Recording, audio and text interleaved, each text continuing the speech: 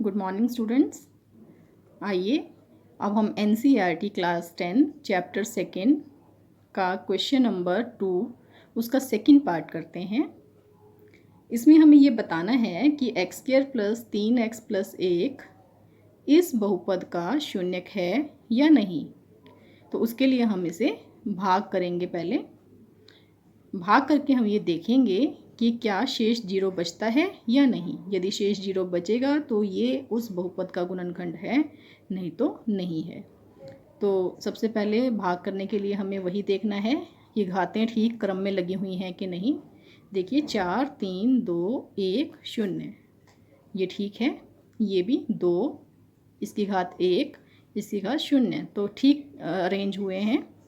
अब देखना है कि किस पर भाग जाएगा।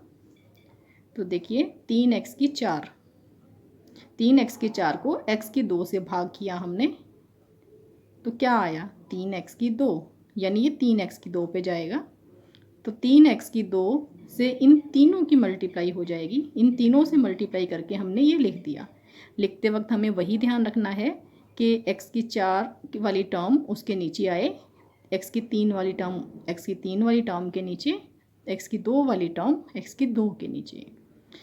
उसके बाद इसको माइनस करना है। माइनस के लिए निशान बदल लेते हैं। तो यहाँ ये प्लस था तो माइनस हो गया, ये प्लस था माइनस, ये प्लस था ये भी माइनस, ये दोनों टर्म्स कैंसिल हो गई। ये 5 - 9 तो ये हो गया -4x³। ये -7 - 3 दोनों ही माइनस के थे तो टर्म्स ऐड हो गई -10, और ये दोनों टर्म्स एज सच ऐसी की ऐसी हमने उतार दी। अब किस पे जाएगा?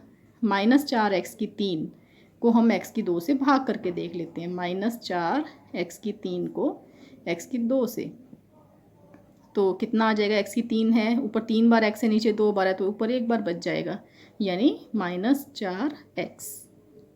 तो -4x पे गया।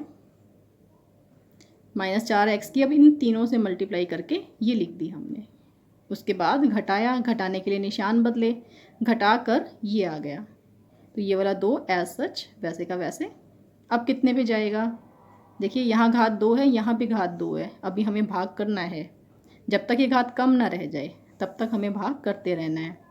अब 2x की 2 को x की 2 से डिवाइड करके देखते हैं रफ में।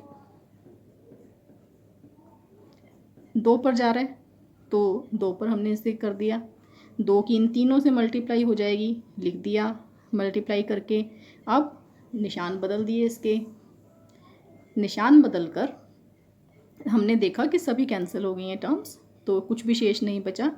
तो जब शेष 0 बचता है तो जिससे हम भाग दे रहे हैं वो दिए गए बहुपद का शून्यक है या गुणनखंड है। शून्यक या गुणनखंड दोनों ही आप कह सकते हैं।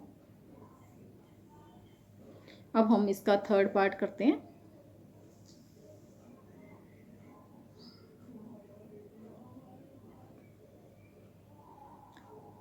इसे हमने ये देखना था कि x की 3 - 3x = 1 दिए गए बहुपद का गुणनखंड है या नहीं है। तो ये देखिए, इसे हमने भाग करके देखा। x की 2 पे गया, x की 2 पे भाग करने से ये आ गया। x की 2 का कैसे पता चला? वही तरीका जो अभी आपको मैंने बताया था कि x की 5 को x की 3 से भाग करके देख लिया, x की 2 आया तो x की 2 पे जाएगा, और x की 2 को इन तीनों से मल्टीप्लाई करके लिख दिया। उसके बाद घटाया, घटा के ये आ गया। ये दोनों टर्म्स ऐसी की ऐसी हमने यहाँ उतार दी। अब कितने पे जाएगा? -x³ को x की 3 से भाग करके देखा, -1 आया तो -1 पे जाएगा। -1 पे हमने किया, उसके बाद निशान बदले, फिर घटाया तो ये आ गया 2। अब यहाँ शेष 0 नहीं बचा, यानी पूरा पूरा भाग नहीं हुआ। यानी ये जो x की 3 - 3x + 1 है, ये दिए गए बहुपद का गुणनखंड नहीं है। गुणनखंड केवल उसी स्थिति में होगा जब कोई भी शेष ना बचे। अब यहाँ 2 शेष बच रहे हैं, यानी ये इसका गुणनखंड नहीं है।